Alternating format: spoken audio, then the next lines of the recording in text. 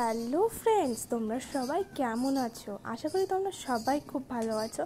আর অনেক দিন পর আমার ব্লগ আসছে, এটা প্লিজ তোমরা একটু মানিয়ে নিও। সত্যি আমি ভীষণ মানে শরীরটা খারাপ ছিল আমার, যে কারণে আমি ডেলি ব্লগ দিতে পারছিলাম না।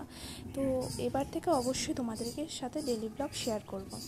আর এইটা হচ্ছে কি বলো তো, জন্মাষ্টমীর ব্লগ। তোমরা তো টাইটেল থাম্বনেল থেকে বুঝেই গেছো যে এটা কিসের ব্লগ। এটা হচ্ছে জন্মাষ্টমীর ব্লগ। তো জন্মাষ্টমীর দিন সকাল থেকে একদম আমি ভিডিওটা শুরু করে দিলাম। দেখতেই পাচ্ছ এখন স্নান ধান করে আমি তো সারাদিন উপোস। আর হ্যাঁ, সবার প্রথমে বলি এটা হচ্ছে আমার ফার্স্ট জন্মাষ্টমী। আমি আগে কখনো জন্মাষ্টমী পালন করিনি, কারণ আমার ছেলের তো এই 2 বছর। আর প্রথম বছর না আমার খুব শরীরটা উইক ছিল, যেহেতু এত বড় একটা অপারেশন হয়েছিল আমার। তো সে কারণে আমার প্রথম বছরটা সবাই বারণ করেছিল, আর আমি নিজেরও আমার শরীরটা দেয়নি, বিশ্বাস করো। তো তোমরা তো দেখলেই আমি নাইটি পরে আমি আগে ঠাকুরের যোগাযান্তিগুলো করে নেব।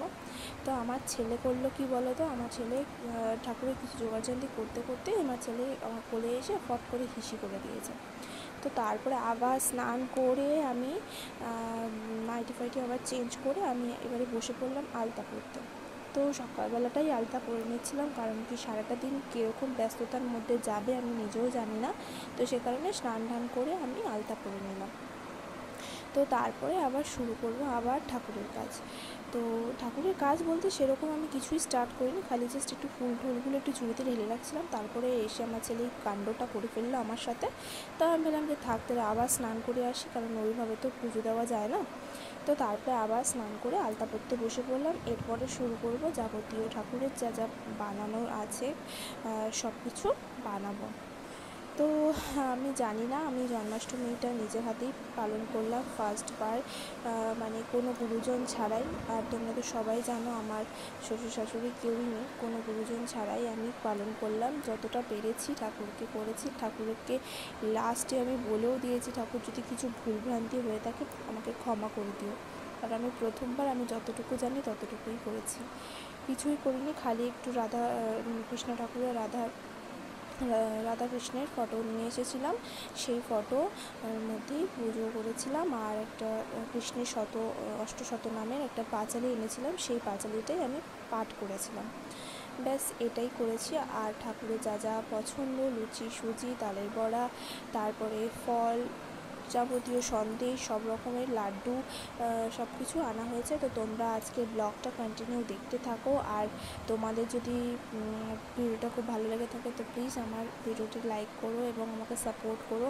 যে আমাকে সাপোর্ট করতে ভুলে যেও না। আমার শরীর ভীষণ খারাপ, বিশ্বাস করো। শরীর খারাপ নিয়েও আমি এই ব্লগটা এডিটিং করছি, যেহেতু অনেক দিনের ব্লগ রয়ে যাচ্ছে, শেয়ার করা হচ্ছে না। এরকম অনেক ব্লগ রয়েছে জানো তো, আমি করতে পারছি না এডিটিং, আমার শরীরটা এতটাই খারাপ। তো জানি না কবে সুস্থ হয়ে উঠবো। ঠাকুরের যদি অশেষ কৃপা থাকে আর তোমাদের যদি এরকম ভালোবাসা আমাকে দিতে থাকো তো অবশ্যই আমি সুস্থ হয়ে উঠবো। তো তোমরা আজকে ব্লগটা দেখতে থাকো এবং কতটা কীরকম লাগে তোমাদের ব্লগটা একটু কন্টিনিউ ভিডিওটা দেখো। আর কীরকম লাগে আমাকে কমেন্ট করো। আর তোমরা কীরকম ভিডিও দেখতে চাও বা আমাকে কমেন্ট করো প্লিজ। আর দেখতেই পাচ্ছ এখন আমি সব জোগাড়জান্তি করছি, তো তোমরা ভিডিওটা দেখতে থাকো।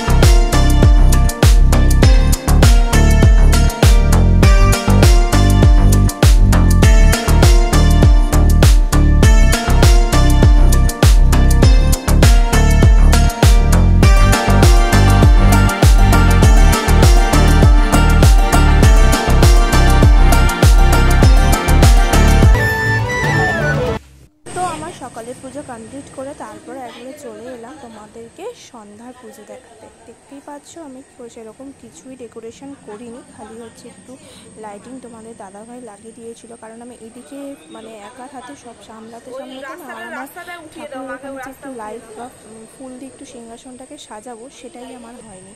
তো তোমাদের দাদাভাই ওই একটুখানি জাস্ট যেরকম লাইটটা লাগিয়ে দিয়েছে।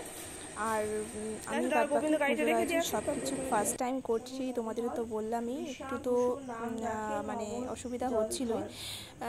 তো ফার্স্ট টাইম তালের বড়া, ফার্স্ট টাইম সুজি লুচি এগুলো তো করেছি, রেগুলারই করা হয়, কিন্তু তালের বড়া এই যাবতীয় ঠাকুরের সব কাজ সমস্ত কিছু নিজে একাই করছি।